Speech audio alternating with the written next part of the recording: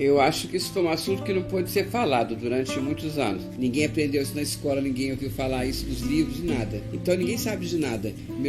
Ninguém que eu conheço estudou isso na escola. E por isso ficou essa ignorância toda, porque é um assunto que não se podia falar.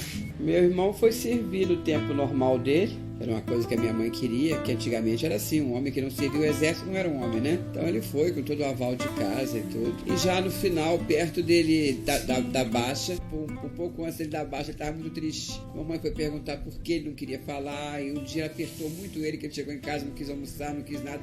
Aí ele falou que ela tinha pedido para ele servir para ser um homem, mas que ele estava num lugar que só tinha maldade, só tinha coisas absurdas. Que eles tinham matado várias pessoas no quartel, jogado em terreno baldio, e por ele ser motorista na caminhonete que ele estava, que teve que ir aquilo. E dali para frente foi só tristeza que ele ficou, não quis falar mais nada sobre o assunto.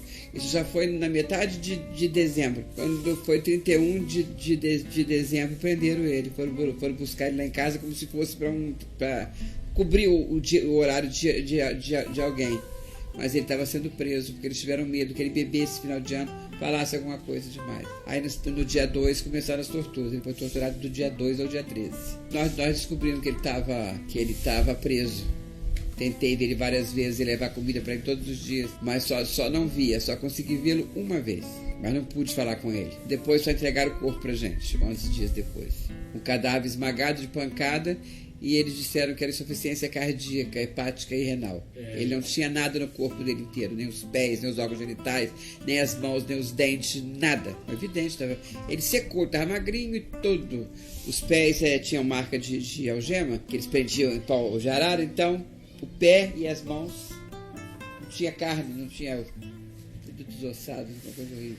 Quando começou a comissão, eles me procuraram para que eu desse depoimento para eles. E eu dei vários depoimentos. Para Alejandra e para várias pessoas. Já dei muito, já falei demais sobre esse assunto para várias pessoas. Mas a comissão foram mais vezes. Passado era um golpe e pronto, agora não. Agora está vindo sorrateiramente. Os próprios brasileiros estão admitindo isso. Eu acho que o próprio povo está admitindo isso hoje. Sim, foram 4 famílias aqui de Volta Redonda. Foram 4 soldados. 2 foram mortos em sessão de tortura, no dia 12 de janeiro. E o Jomar torturado 11 dias. Até tem um deles que deu um depoimento no HCE, que estava com traumatismo craniano, mas ainda teve tempo de chegar até lá, porque quando entregaram o corpo do Jomar, viram que o outro soldado estava mal também. Que procure a história, que procure ler, que procure saber do nosso passado político, saber o que foi os porões da ditadura. Tem muita coisa, tem muitos livros, tem muita coisa. Muito mais informação. E a internet hoje é o canal para tudo, né? Se perguntar na internet sobre os soldados de Volta Redonda, tem um monte de coisas lá. Isso estou dizendo daqui, porque não foi só aqui, foi no Brasil inteiro, né? A minha trajetória com essa temática ela começa desde o doutorado, né, relativa justamente a esse período da ditadura militar. A gente investiga as graves violações, né, o que é considerado como graves violações de direitos humanos, mas especificamente os assassinatos, os desaparecimentos forçados e a prática de torturas praticadas por agentes do Estado, a serviço do Estado ou com a conivência do Estado no Brasil.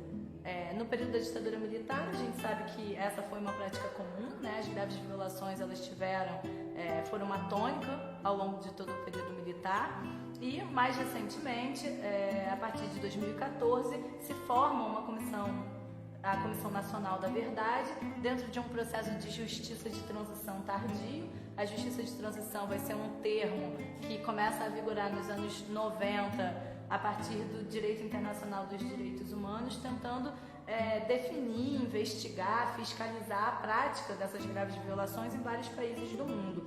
A Comissão Nacional da Verdade, ela tem um mandato de 2 anos, né? Ela faz parte, portanto, desse processo de justiça de transição. Ela é bastante alimentada, se desenvolve a partir de uma lei que vem anterior ao surgimento, à própria criação da Comissão Nacional da Verdade, que é a Lei de Acesso à Informação. A Lei de Acesso à Informação ela é criada muito mais ligada, né, a um objetivo de monitoramento e combate à corrupção, Então, a transparência do Estado, toda essa lógica, mas ela vai ter um reflexo fundamental nesse processo das comissões da verdade. As comissões da verdade são um mecanismo da justiça de transição de tentar apurar o que aconteceu nesse passado que não se sabe muito. Não se sabe muito, seja porque, no caso brasileiro, a gente não tem acesso à documentação pública, sobretudo a documentação militar, né? Os arquivos militares continuam fechados para o grande público, né? Então as unidades militares, a organização militar continua sendo algo que parece que se coloca alheio à sociedade civil, ela não faz parte dela,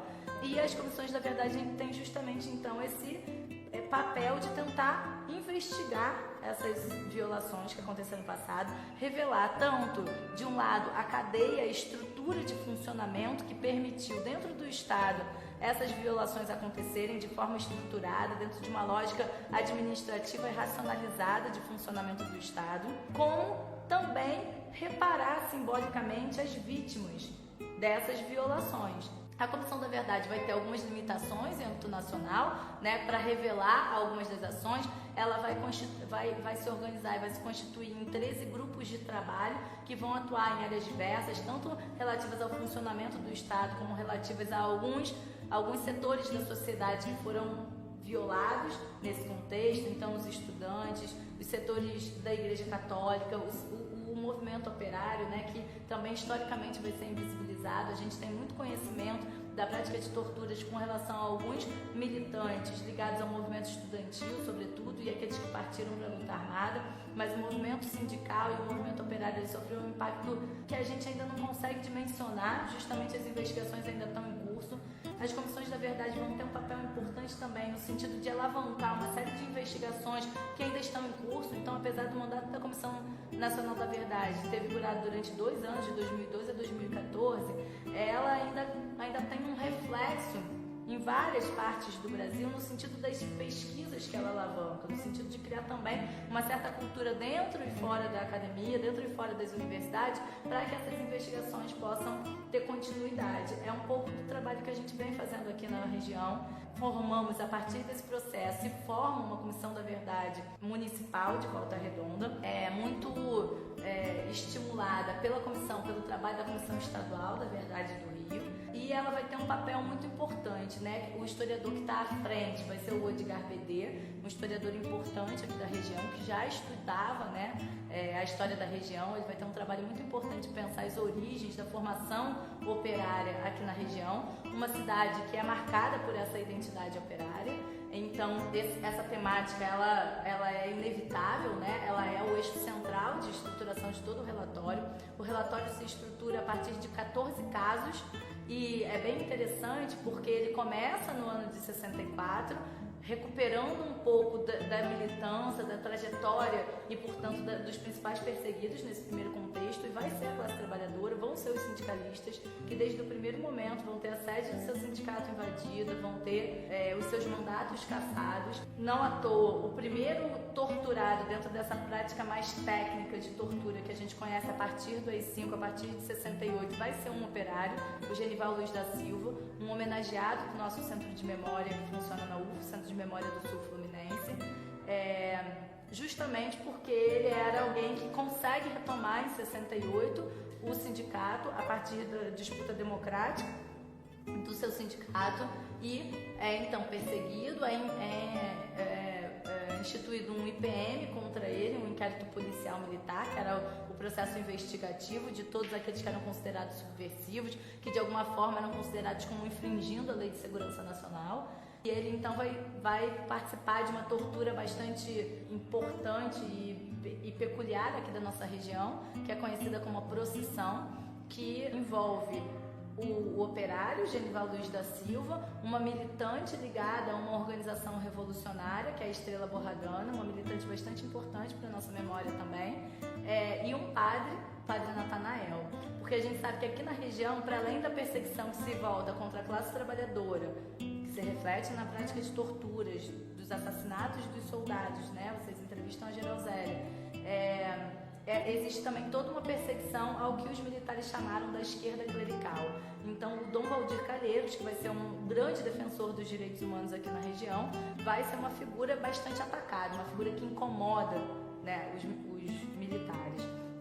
E o padre Natanael era um assistente eclesiástico da Juventude Operária Católica, de um dos principais movimentos leigos, que reuniu os leigos dentro da Igreja Católica. E ele então vai também estar envolvido nessa tortura, que, enfim, é uma tortura que acontece aqui justamente a partir dessa militância, dessa relação entre a militância revolucionária, a militância católica e a militância operária. Bom, o caso da Geralzélia é um caso muito importante, é um caso único em toda a história da ditadura militar, que envolve a prisão de 15 soldados dentro do 1º Batalhão de Infantaria Blindada do Exército, que funciona em Barra Mansa, o qual a gente quer transformar num centro de memória, e ele acaba vitimando 4 desses soldados, um deles é o irmão da Geralzélia, o Geomar, que estaria, enfim, sabendo demais, né, sobre o que estava acontecendo dentro do batalhão. Muito do que a gente sabe disso é a partir dos relatos dos soldados sobreviventes, e ele é um caso muito importante porque é o único caso no Brasil em que militares de todas as patentes envolvidos na prática de torturas desses soldados são condenados pela própria justiça militar no auge da ditadura militar em pleno governo Médici. Então esse caso é um caso muito importante, e muito por conta da atuação política do Dom Valdir Calheiros e da Geralzélia, né, uma familiar muito jovem que nesse contexto se lança, né, muito corajosamente na defesa dos direitos humanos e cobrando a responsabilização desses soldados e a memória, né, do seu irmão e do que tinha acontecido aqui na região.